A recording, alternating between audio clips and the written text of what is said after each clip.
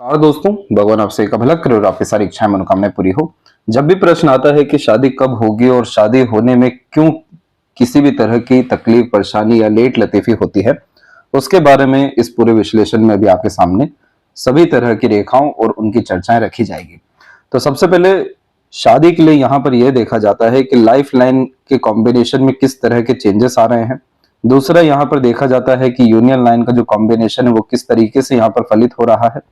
इसके बाद में यहाँ पर जुपिटर और शुक्र को भी देखा जाता है और एट द एंड यहाँ पर लक लाइन और बाकी फिंगर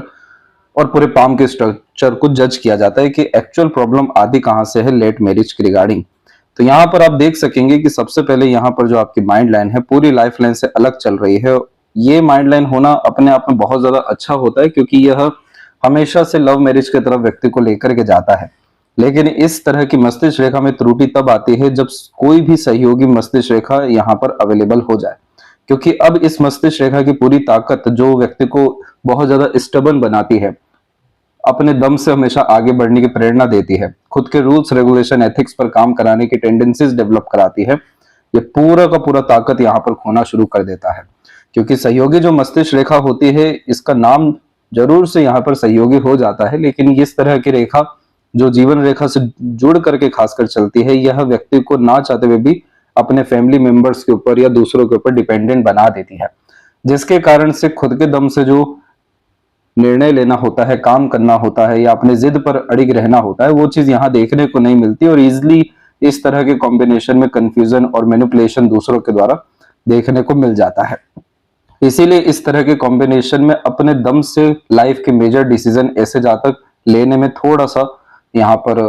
संघर्ष देखने को मिल जाते हैं। और जब भी ये ड्यूअल लाइन कॉन्सेप्ट खत्म होता है, उसके बाद जाकर के काफी ज्यादा परफेक्शन लाइफ में आने लगता है, क्योंकि खुद के रूल्स रेगुलेशन एथिक्स या अपने दम से जो निर्णय लेना शुरू करते हैं, तो वहां पर काफी ज्यादा तरक्की हो जाती है, सभी तरह का काम बनने लगता है। अब इस तरह की जो माइंड लाइन है जो बिल्कुल इंडिपेंडेंट है और लॉन्ग कैटेगरी की है, ये बहुत ज्यादा परफेक्शन आपके पार्टनर में आपको ढूंढवा देगी, जिसके कारण से हर बार इस स्थिति में बहुत ज्यादा क्वालिटीज की डिमांड आने लगती है, तो ऑटोमेटिकली मैरिज में ये थोड़ा सा डिले को इंडिकेट कर देता है। दूसरा, जो सपोर्टिव लाइन यहाँ पर आप देख रहे हैं जो लाइफ लाइन से बिल्कुल अटैच होकर के चल रही है, तो इस तरह की रेखा में हमेशा से संघर्ष ये रहता है कि जो सोच और नियत है वो बहुत ज्यादा लोगों से मिल नहीं पाती और फिर दूसरों से पूछ पूछ के काम करने के अनुसार या दूसरों के अनुसार चलने से यहाँ पर यह बार बार किसी भी तरह के निर्णय और योजना में परिवर्तन करा देता है। अब इसका पूरा इम्पैक्ट आपको पाम में देखने को मिल जाएगा, जैसे कि यहाँ पर आप देख सकेंगे कि जो यहाँ आपका फिंगर का जो फेलेंजेस होता है उसमें अपर पोर्शन में अनदर लाइन बार बार अवेलेबल हो रही है। तो इस तरह के कॉम्बिनेशन में करियर वाइज भी मेजर डिसीजन लेने में या बहुत ज्यादा प्रेशर एब्जॉर्ब करने में डिफिकल्टीज आ जाती है और फ्यूचर के रिगार्डिंग भी यहाँ पर बहुत सारे डाउट खासकर सूर्य के द्वारा आता है, क्योंकि फोकस, डिवोशन, डेडिकेशन में कमी होती है, खुद पे जो ट्रस्ट है उसकी भी कमी होती है,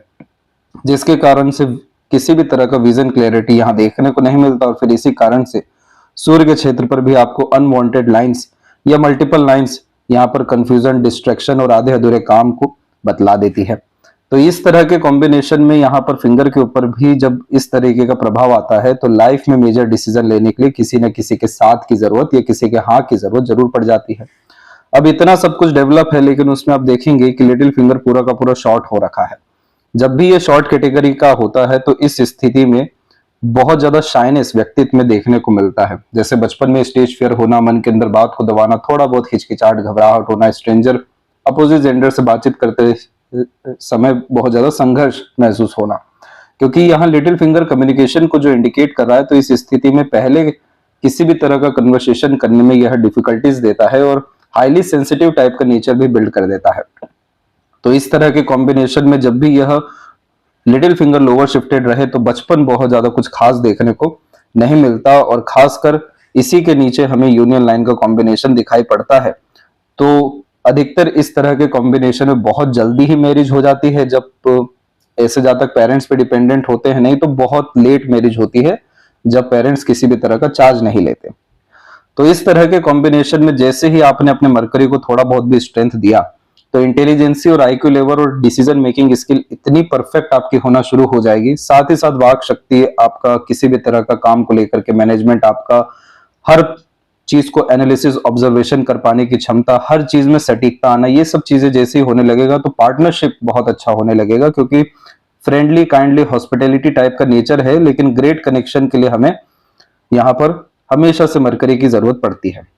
तो ये जैसे ही ठीक होता है तो सभी तरह के डाउट्स एंड कॉन्फ्लिक्ट्स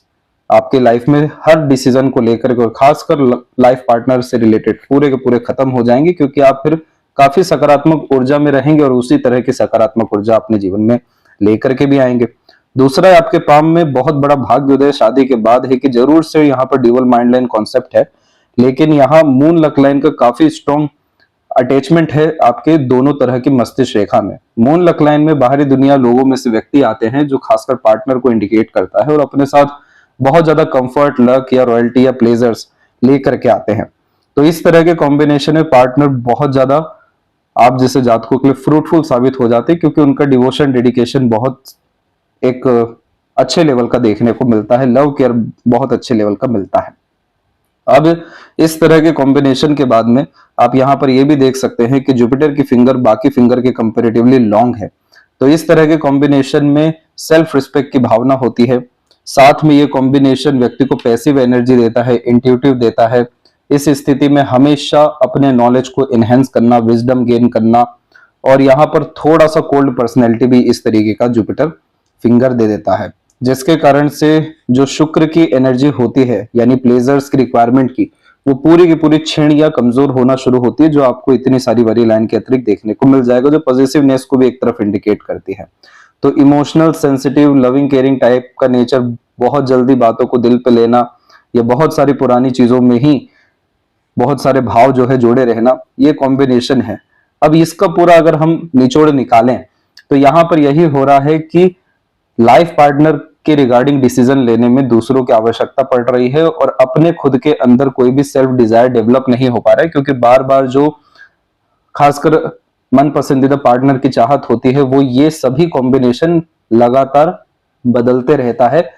कभी थॉट्स के रिगार्डिंग, कभी इमोशन, सेंटिमेंट्स के रिगार्डिंग, और फिर ये चीजें ऐसे ही लेट लतीफी होते जाती है। तो इस स्थिति में आपको आपके शुक्र को भी डेवलप करना पड़ेगा, ताकि अट्रैक्टिव